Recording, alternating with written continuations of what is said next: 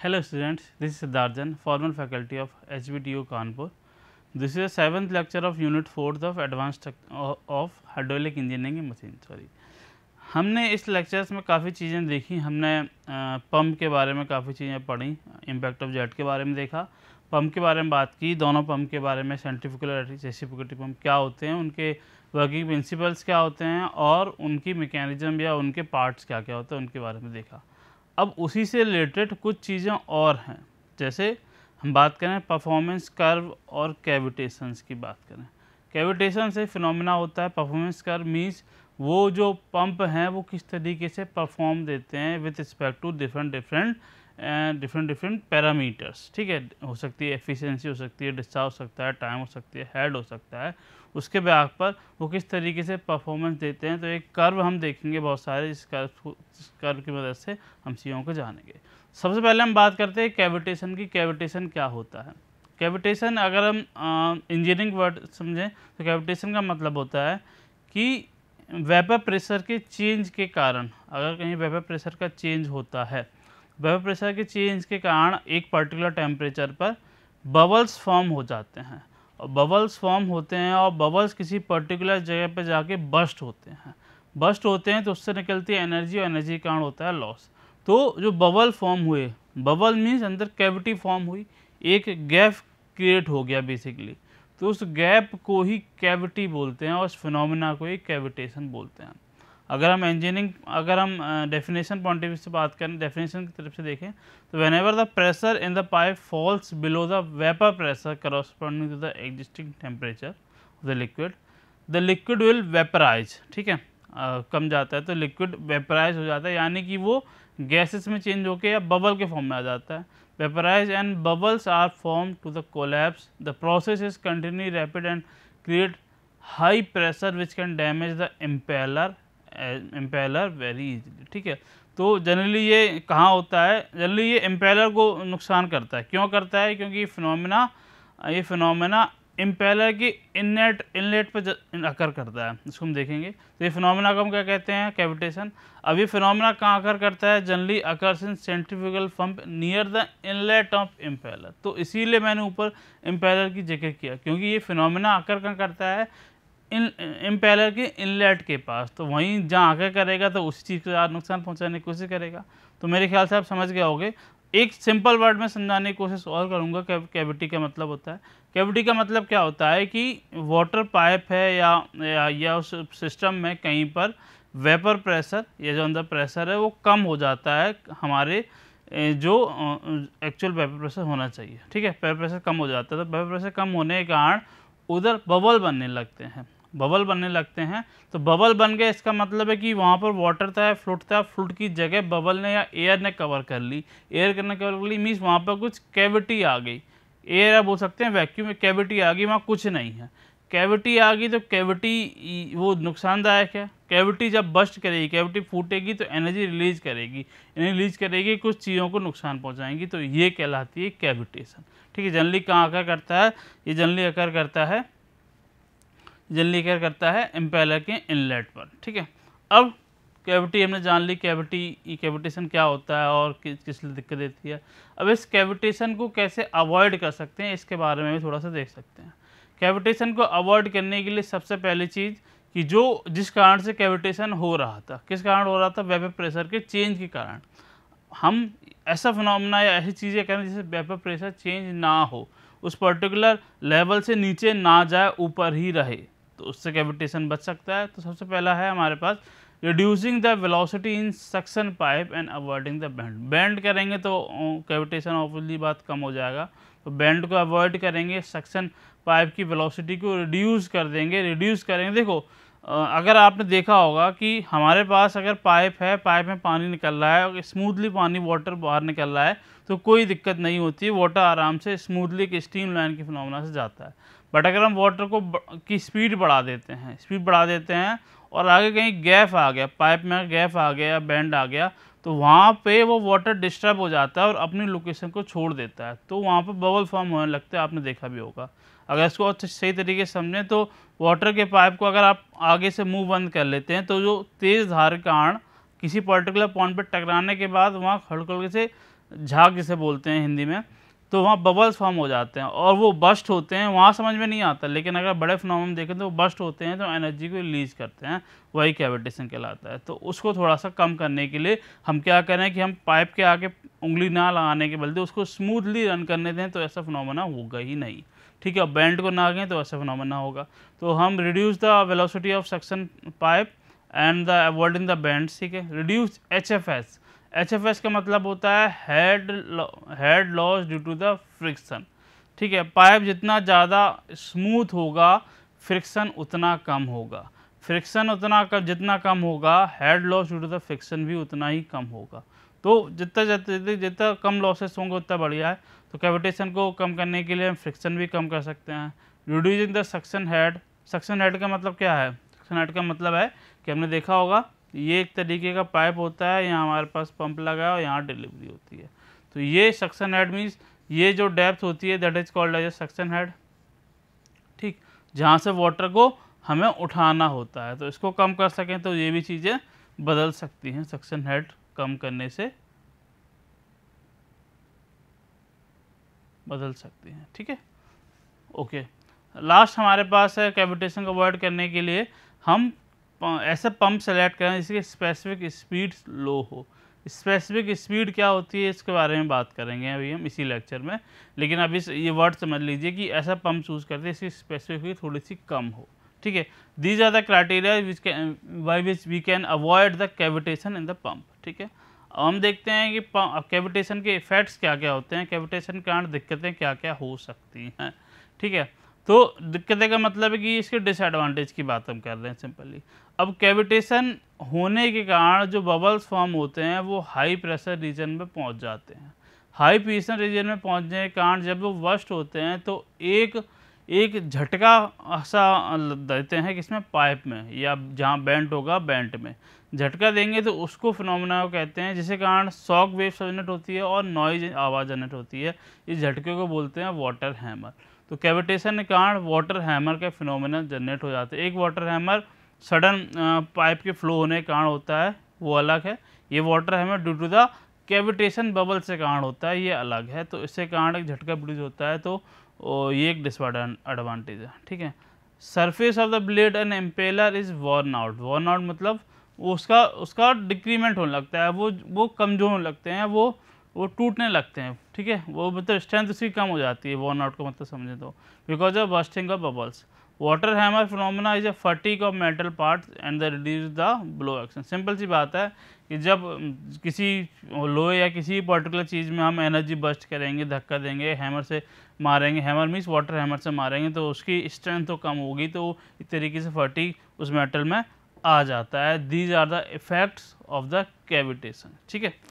मेरे ख्याल से आपको समझ में आ गया, या डिफेक्ट बोलें या disadvantage of the cavitation. Effects of cavitation के बाद हम समझते हैं कि अब कैविटेशन को कैसे रोका जा सकता है। तो एक फैक्टर होता है, इसको बोलते हैं थॉमस कैविटेशन फैक्टर।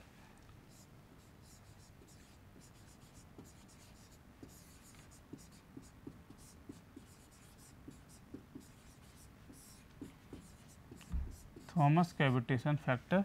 अब ये क्या बताता है, ये बताता है कि एक फार्मूला देता है, बेसिकली एक फार्मूला देता है और ये बताता है कि अगर इस फार्मूले में, ये पहले मैं फार्मूला बता देता हूँ, एक फार्मूला देता है, फार्मूला में ये सिग्मा की वैल्यू देता है। सिग्मा यानी कि हम बोल सकते हैं एक वेपर प्रेशर या एक स्ट्रेस की वैल्यू देता है, ठीक है। सिग्मा की वैल्यू देता है NPSH। ये क्या होता है इसके बारे में बात करेंगे,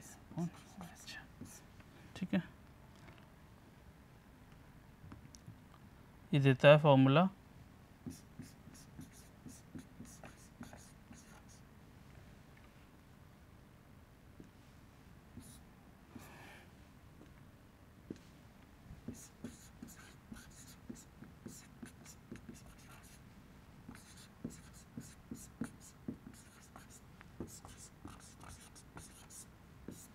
ठीक है। एक अब देखो थॉमस कैविटेशन फैक्टर क्या है। थॉमस कैविटेशन फैक्टर ये एक फैक्टर है कि ये बताता है कि कैविटेशन के फिनोमेना होगा या नहीं होगा। तो थॉमस कैविटेशन फैक्टर एक फॉर्मूला देता है which is equal to the net positive suction head divided by the manometric head. ठीक है। अब इसकी वैल्यू, अगर इसकी वैल्यू एक यूनिवर्सल वैल्यू से कम होती है, ठीक है, यूनिवर्सल वैल्यू यानी सिग्मा सी से, इसकी value if less than sigma C then cavitation will occur, cavitation will occur. और अगर इसकी वैल्यू ग्रेटर देन या इक्वल टू सिग्मा सी की होती है तो that will not occur, cavitation will not occur. अभी सिग्मा सी क्या है, इस सिग्मा सी की वैल्यू हमारे पास एक होती है 1.03 इंटू 10⁻³ इंटू ns की power 4/3 where ns is equal to the specific speed of the pump. अब मैं दोबारा इस चीज़ को थोड़ा समझाने की कोशिश करूँगा। थॉमस कैविटेशन फैक्टर एक फैक्टर होता है जो बताता है कि हमारे पंप में कैविटेशन का फिनोमेना हो सकता है या नहीं हो सकता, ठीक है, हो सकता है या नहीं हो सकता।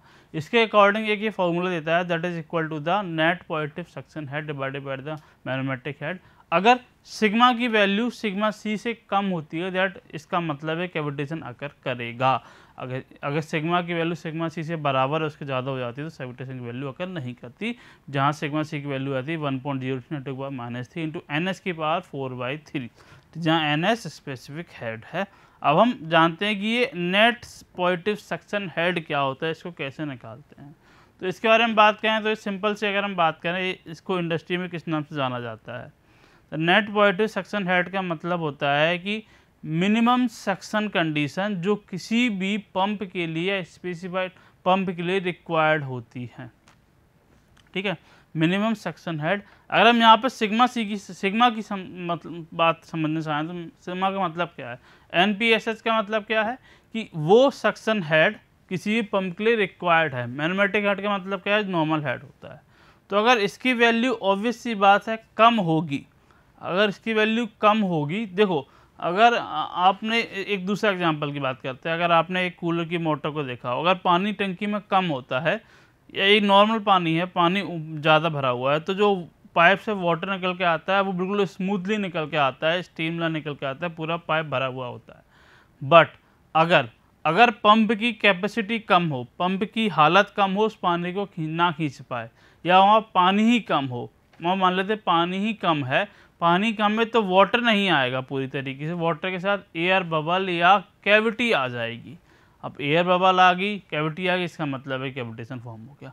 इसको दूसरे तरीके से समझें, पंप की हालत ख़राब है, पंप इतना ज़्यादा सक्षम नहीं है, तो पंप के साथ एयर भी आएगी, वाटर के साथ एयर भी आएगी, जो बेसिकली कैविटेशन को फॉर्म करेगी।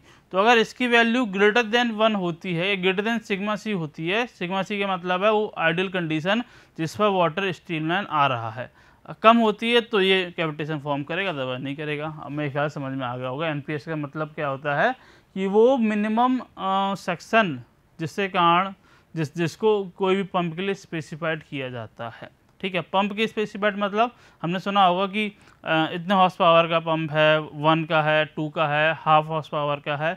हाफ पावर का मतलब क्या है कि उतना उसका जो वॉल्यूम होता है उतना वो खींच पा रहा है उस पर्टिकुलर रेंज में। एक साइज में आपने देखा होगा कि हाफ हॉर्स पावर की मोटर छोटी होती है, उसकी बड़ी होती है, तो वो उस पर डिपेंड करता है पर्टिकुलर पाइप के डाय से वाटर खींच पा रहा है।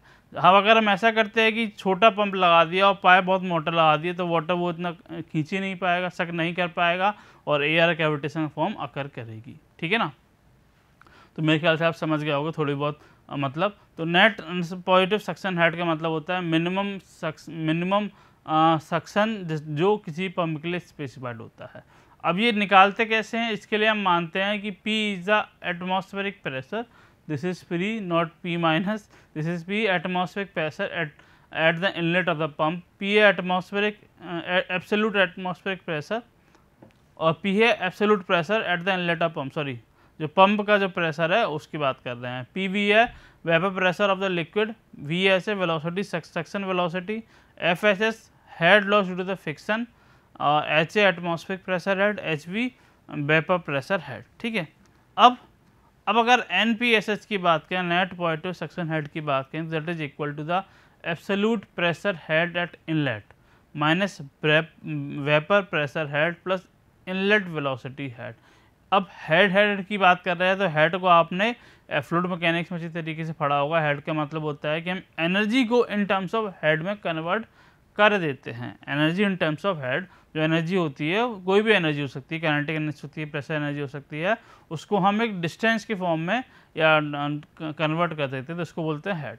ठीक है, तो हम हेड की बात करेंगे। पहला बात करिए absolute pressure head at the inlet minus vapour pressure head plus inlet velocity head. तो ये हमारे पास आ जाता है NPS इक्वल टू P1।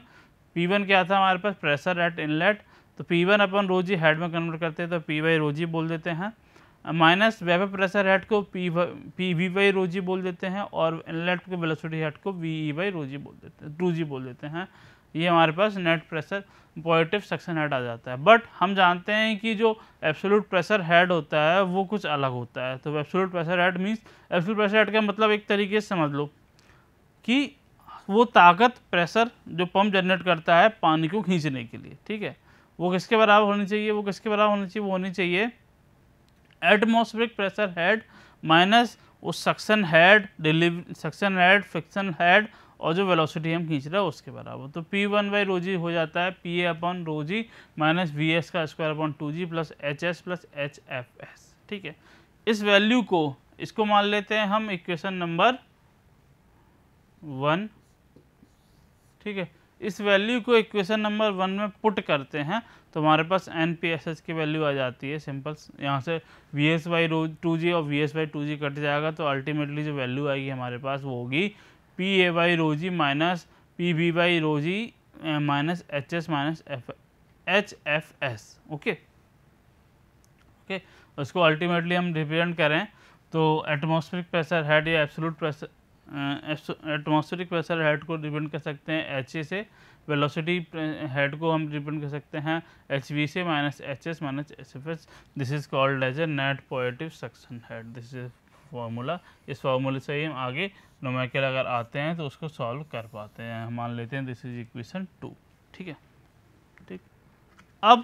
अब बेसिकली हम अगर डिफाइन करना चाहें, डिफाइन तो कर ही दिया है, तो अब इसको थोड़े से और तरीके समझ आए तो NPHS एक दूसरी तरीके से डिफाइन किया सकता है कि net head required to make liquid flow through suction pipe to the pump. ठीक है, इसको जैसे मैंने स्टार्टिंग में आपको बोला था कि पंप की डेफिनेशन ली थी कि पंप के कारण जो वाटर ऊपर आ पाता है, पंप खींच पाता है। ठीक है, अब वहाँ पर कूलर के मोटर की बात अलग कर देते हैं, क्योंकि वहाँ पर वाटर में पंप डिप होती है। अगर हम इसको उल्टा कर सकें, हम वहाँ से एक पाइप लेके वाटर में डिप करें और दूसरा पाइप जहाँ डिलीवरी करनी है वहाँ करें, तो NPSS का मतलब क्या बताया था कि उस पंप की कैपेसिटी, पंप की ताकत जिससे वो पानी को खींच सके, नेट हेड रिक्वायर्ड खींच सके और कितना हेड जनरेट कर सके। मीन्स कि हम उसमें वाटर को खींचा, मान लिया कि वो पंप 3 मीटर तक का जा सकता है, 3 मीटर तक वाटर को भेज सकता है। ठीक है, तो उसका NPSS हो गया 3 मीटर। वो 4 मीटर तक भेज सकता है तो 4 मीटर, 5 मीटर तक भेज सकता है तो 5 मीटर। तो सिंपल सी बात करें, NPSS is also defined as the net head required to make the liquid flow through a suction pipe from the pump to the impeller. ठीक है, सिंपल सी बात समझ गए होगा। अब NPSS हम कैविटेशन में मदद करता है, ये हमने पहले देख चुके हैं, क्योंकि यहाँ पर जो हमने थॉमस कैविटेशन फैक्टर देखा था वहाँ NPSS का यूज़ हो रहा था। ठीक है, यूज़ किया जाता है। ठीक है, अब रिक्वायर्ड और अवेलेबल हो कितना होना चाहिए। रिक्वायर्ड मतलब जो हमारे पास होना चाहिए, तो रिक्वायर्ड सारी चीज़ों को मिला सके। रिक्वायर्ड जो हमारे मैन्युफैक्चर देता है, पंप का मैन्युफैक्चर, और ये निकलती कैसी है, ये एक्सपेरिमेंटली निकलती है, जो वेरी करती है डिज़ाइन पंप के डिज़ाइन पे, स्पीड ऑफ द पंप पे और कैपेसिटी ऑफ पंप पे। ठीक है, NPSS देता है, और NPSS से कोई मैन्युफैक्चर दे रहा है तो उतना ही वो उसे देना चाहिए, मतलब होना चाहिए। तो अवेलेबल कितना होना चाहिए, अवेलेबल हमारे पास इक्वेशन से जो फॉर्मूला निकला है इतना अवेलेबल होना चाहिए। इस सारे पैरामीटर्स को वैल्यू रख के NPSS जो आता है, that is the available NPSS for the particular pump, जो हम निकाल सकते हैं फ्रॉम द इक्वेशन नंबर 2। ठीक है ना, रिक्वायर्ड जो मैन्युफैक्चर देता है, अवेलेबल जो हम निकाल सकते हैं। ठीक, अब हमने स्पेसिफिक स्पीड की बात की थी काफ़ी जगह, ये काफ़ी इंपॉर्टेंट टर्म है आपके सिविल इंजीनियरिंग पर्सपेक्टिव से। ये अगर कॉम्पिटिटिव की बात करें तो इससे क्वेश्चन काफ़ी बन चुके हैं। ठीक ठीक है। तो पंप की स्पेसिफिक स्पीड के बारे में बात करें तो इसका मतलब क्या होता है, इसको थोड़ा नॉर्मल तरीके से समझते हैं, फिर इसकी डेफिनेशन समझते हैं। पंप की स्पेसिफिक स्पीड का मतलब होता है कि वो 1 क्यूबिक मीटर वाटर को पर सेकंड कितने हेड तक ले जा पा रहा है, ठीक है, या 1 हेड तक ले जा पा रहा है, उसको बोलते हैं अपन specific speed of a pump. ठीक है, अब इसको फॉर्मूले से इसको डेफिनेशन समझ लेते हैं। It is defined the speed of a geometrically similar pump, ठीक है, similar pump that would deliver 1 cubic metre of liquid per second against unit head 1 metre, ठीक है। The formula is NS equal to n√Q divided by HM की power 3/4। NS is the specific speed of the pump और n जो revolution उसके हैं pump के, Q उसकी discharge और H manometric head of a pump, ठीक है। This is formula, this is a very important formula, ये आपको याद रखना होगा आपके एग्जाम पर्सपेक्टिव से और कॉम्पिटिटिव पर्सपेक्टिव से, दोनों से, ठीक है। अब दूसरा टॉपिक की बात करते हैं इस लेक्चर की, that is a performance characteristics, ठीक है, that is a performance characteristics. तो जनरली परफॉर्मेंस किसी भी पंप की 4 तरीके से डिवाइड की जा सकती हैं, ठीक है। 4 कैरेक्टरिस्टिक कर्व्स बनते हैं जिस तरीके से हम परफॉर्मेंस बता सकते हैं, ठीक है। परफॉर्मेंस का मतलब क्या होता है, परफॉर्मेंस का मतलब एक तरीके से मान लो हमारी परफॉर्मेंस कैसे मेजर करते हैं। कोई भी कहता है कि आपकी परफॉर्मेंस अच्छी है या बुरी है, तो उसका मतलब क्या है। अगर हम स्पोर्ट्स पर्सन हैं तो आप कैसा अच्छा खेल पा रहे हैं इन द सेंस डीपली अगर जाते हैं तो अगर आप क्रिकेट की बात कर लेते हैं तो आप किस तरीके से डिफेंस कर पा रहे हैं, किस तरीके से अटैक कर पा रहे हैं, किस तरीके से आप बॉलर्स को पिच कर रहे हैं, तो ये सारे परफॉर्मेंस पैरामीटर्स हो गए। तो अगर हम पंप की तरीके से बात करें तो पंप का मतलब क्या है कि उसका डिस्चार्ज किस तरीके से किस तरीके परफॉर्म कर रहा है, उसकी एफिशिएंसी किस तरीके परफॉर्म कर रही है with respect to head, with respect to time, with respect to other parameters. तो सारे पैरामीटर्स को मिला जुला के जो कर्व बनते हैं जिसको बोलते हैं हम परफॉर्मेंस कैरेक्टरिस्टिक्स कर्व।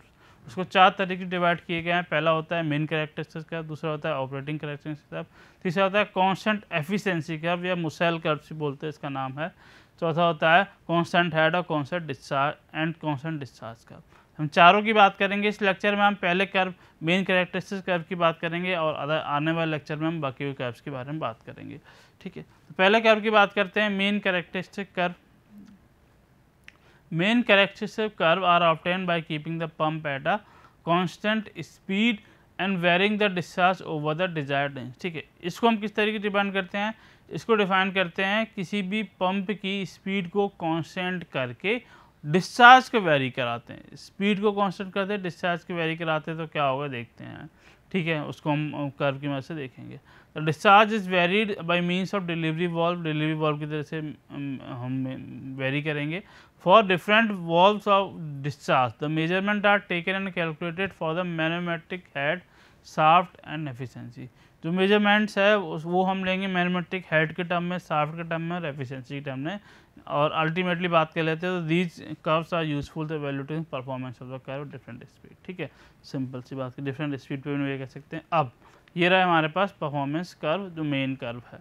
अब पहला कर्व आप देखोगे जिसमें हमने क्या किया है, ये जो आपको कर्व दिख रहे हैं ये डिफरेंट RPM पर हैं, ठीक है। RPM मतलब इसकी वेलोसिटी, रोटेशन, पंप का रोटेशन कांस्टेंट कर दिया है। ये जो कर्व दिख रहा है, ये कर्व का मतलब है कि ये जो कर्व हमको मिल रहा है वो 700 RPM पंप पे मिल रहा है, ठीक। अब इस पंप पे हमने मैनोमेट्रिक हेड और डिस्चार्ज के बीच में कर्व देखा तो वो इस तरीके से आ रहा है, यानी कि इनिशियल डिस्चार्ज पर, एक पर्टिकुलर मैनोमेट्रिक हेड पर हम डिस्चार्ज को बढ़ाते हैं और एक पर्टिकुलर स्पीड पर, मतलब जो पंप की स्पीड है वो 400 RPM पर रखते हैं। तो इनिशियली 400 के सभी RPM पे देखते हैं, तो इनिशियली उसकी जो डिस्चार्ज होता है, उसकी जो मैनोमेट्रिक हेड होता है, हम जो बढ़ाते हैं डिस्चार्ज, वो थोड़ा सा हाई होता है। इनिशियली बढ़ता जाता है और एक पर्टिकुलर रेंज पर आकर उसका जो मैनोमेट्रिक हेड है वो मैक्सिमम हो जाता है। इसके फर्दर अगर हम डिस्चार्ज को बढ़ाते जाते हैं at a particular speed of a pump, तो हमारे पास जो मैनोमेट्रिक हेड है वो डिक्रीमेंट होता जाता है। तो उसकी मदद से हम एक पर्टिकुलर हेड को गेन कर लेते हैं, पर्टिकुलर डिस्चार्ज को गेन कर लेते हैं। हाँ, this is the discharge at which we get maximum manometric head और particular rotation of a pump, ठीक है। उसी तरीके से अगर हम दूसरी बात करें, पावर को निकालते हैं विद रिस्पेक्ट टू डिस्चार्ज, ठीक है। हमने रोटेशन कांस्टेंट कर ली हैं, अलग अलग रोटेशन, अलग अलग वेलोसिटी ऑफ पंप को अलग कर लिया है, ठीक है, अलग अलग हमको निकालना है। इसका मतलब क्या है कि पंप 400 आरपीएम से घूम रहा है, 500 आरपीएम से घूम रहा है, और हम यहाँ पर डिस्चार्ज, उसमें क्या देखते हैं कि हम डिस्चार्ज को जैसे ही बढ़ाते चले जाते हैं उस तरीके से हमारे पास पावर भी बढ़ती चली जाती है, बढ़ती चली जाती है। और लास्ट में अगर हम बात करते हैं तो एफिशिएंसी को देखते हैं विद रिस्पेक्ट टू डिस्चार्ज। तो यहाँ थोड़ा सा फिनोमेना थोड़ा सा अलग है, ठीक है। इसमें आप देख रहे होगे कि जिस तरीके से आरपीएम बढ़ते चले जा रहे हैं, जिस तरीके से आरपीएम बढ़ते चले जा रहे हैं, उसी तरीके से इसकी एफिशिएंसी तो एक पर्टिकुलर जगह पर कांस्टेंट होती जा रही है, लेकिन उसी तरीके से डिस्चार्ज बढ़ाओगे तो एफिशिएंसी भी बढ़ती चली जाएगी जैसे, लेकिन एक पर्टिकुलर पॉइंट के आने के बाद एफिशिएंसी घटती चली जाती है। लेकिन हम हर आरपीएम पे देखेंगे कि जो कर्व है वो राइट वर्ड शिफ्ट होता चला जा रहा है, यानी कि अगर हम आरपीएम बढ़ाते हैं तो उसको मैक्सिमम एफिशिएंसी गेन करने के लिए हमें डिस्चार्ज भी कुछ हद तक बढ़ाना पड़ेगा। मान लेते हैं अगर 400 आरपीएम पे तो 400 आरपीएम पे डिस्चार्ज ये कुछ होगा, 500 पे एफिशिएंसी उस मैक्सिमम आने के लिए हमें डिस्चार्ज बढ़ाना पड़ेगा, 600 के लिए पर्टिकुलर बढ़ाना पड़ेगा, 700 के लिए और ज़्यादा बढ़ाना पड़ेगा। तो दी ज़्यादा परफॉर्मेंस कर्व जिसके बिहाफ पर हमने क्या निकाला, हमने अलग अलग वेलोसिटीज़ ऑफ पंप को डिस्चार्ज को वेरी कराते हुए हमने मैथमेटिक हेड, पावर और एफिशिएंसी को जज किया, जिसके बिहाफ पर हम एक पर्टिकुलर ऐसा पंप डिजाइन कर सकते हैं जो हमारे लिए बेनिफिशियल हो, ठीक है। तो आज के लेक्चर में हम इतना ही जानेंगे। नेक्स्ट लेक्चर में हम इसके अदर कैरेक्टरिस्टिक्स के बारे में बात करेंगे, जो परफॉर्मेंस का, इसके बारे में बात करेंगे। So thank you for watching this lecture.